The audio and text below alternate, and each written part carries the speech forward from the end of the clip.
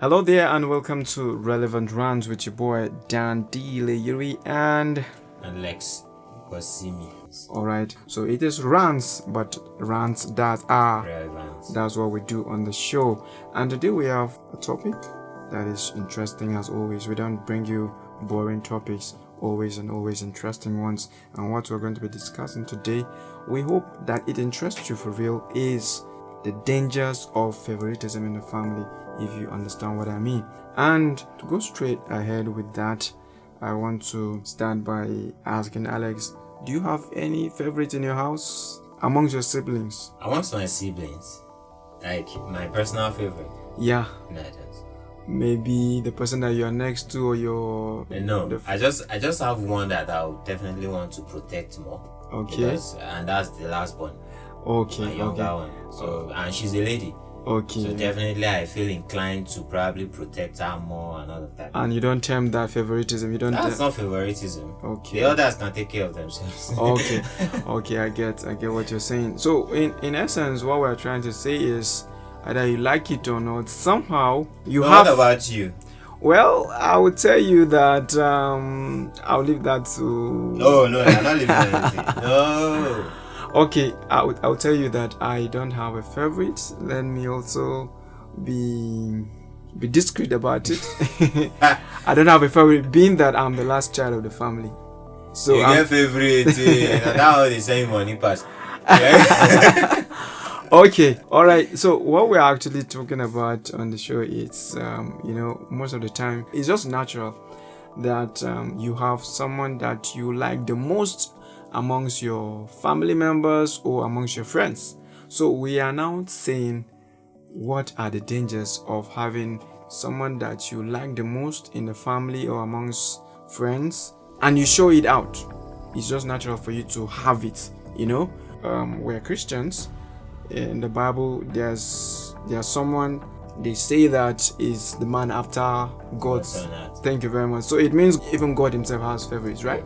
Okay, we are all his children, but there's someone that is after his heart. It means God likes him the most, if I'm not mistaken, if I understand what the man after God's own heart means. So it's just natural for you to have someone that you love the most amongst your children, if you're a parent, someone you love the most amongst your friends. Okay. That's why I have bestie. Thank you very much. That bestie. Okay, we'll get there. So the thing is it okay? And what are the dangers of having that shown openly that okay, I prefer this person amongst all in the family? Let me say it this way. I think among siblings, it's less pronounced. I mean, the dangers are less pronounced. I think it's, if at all, it's very minute. Like among siblings, I'm the younger one. This is my preferred elder one, or I prefer. It's less. Most siblings actually do not care. Yeah. Which is your favorite amongst your elders or your siblings. Mostly siblings don't care. Just do your thing. That's now true. where we might have a lot of pitfalls is when we have parents who are favorites amongst their children, and they show it out. And they show it.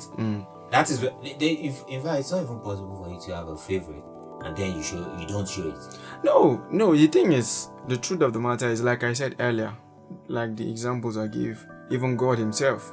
But the thing is, you just have to find balance. Okay, obviously other people will get to understand that this is dad's favorite and the reasons will always be there, but you try to find balance, and if they understand that this is the reason, they'll also try to make you like them the way you like the other person. It's not always like that with parents. Okay. That's why I said with siblings, if it's favoritism among siblings, this is the person I prefer, this is my elder brother, he does not beat me like my other elder brother beats me or whatever. That's actually it's subtle among siblings. Okay. Now, like I said earlier, where the pitfalls will lie is going to be favoritism from parents to children. Okay. You have 4 children, for example. You have 4 children as a mother or as a father, and then you prefer one, maybe because that one is very brilliant or shows brilliance amongst every other one of them. So you're always showing it, and you're always this one. Whenever you want to talk, he's going to be your example. Whenever you do this, it comes up in the conversation. Whenever I do that, now the pitfalls that I'm talking about. First of all, we as children will not get sense. Yeah, I agree with we you. don't have sense. You get. So whenever something like that happens, we definitely automatically believe that, oh, okay, this is my chance to be silly. This is my chance to be silly. This is my chance to lose all home training and do anyhow with my other siblings. I agree with you. Automatically, this brings animosity among children. Yeah. Automatically. Yeah, I get. Your dad's favorite. Dad, whenever dad is coming back from work, even if he buys something for all of us, he's going to double your own because you're his favorite. Whenever dad finishes eating, that last part of his meat, he's always calling you to get it. Whenever dad eats and his food is remaining, you'll be the one he calls. Whenever dad comes back, if everybody goes to meet him and to collect his bag, he will not give them until you come. Now, if siblings looks at that, there's every tendency that they feel dejected, they feel unwanted by that parent, because it's going to be like, there's nothing we can do that can actually make dad happy or that can make mom happy until this person does it. Even if that parent calls them, hey guy, come and do this for me, in their mind they'll say, why don't you call your special child?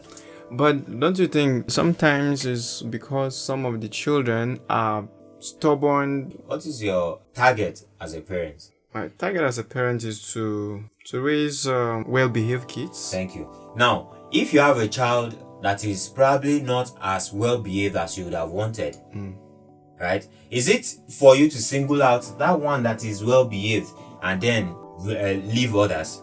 No. Now, that is exactly where I was driving at. Okay. If, as a parent, if your children are not as well-behaved as you want them to be, right? It is in your place as a parent to encourage them, discipline them if you want, encourage them if because there's always need for you to encourage them.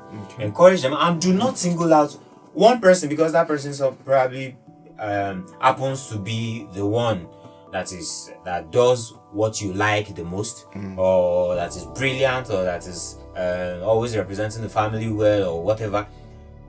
You get? Okay. If as a parent you do not draw lines between your children, because at the end of the day it's going to come back to haunt you. I that definitely. You get? So as a parent, even if your children are not as well behaved and that's why you prefer one to the other, you do not have to show it, even if you prefer any.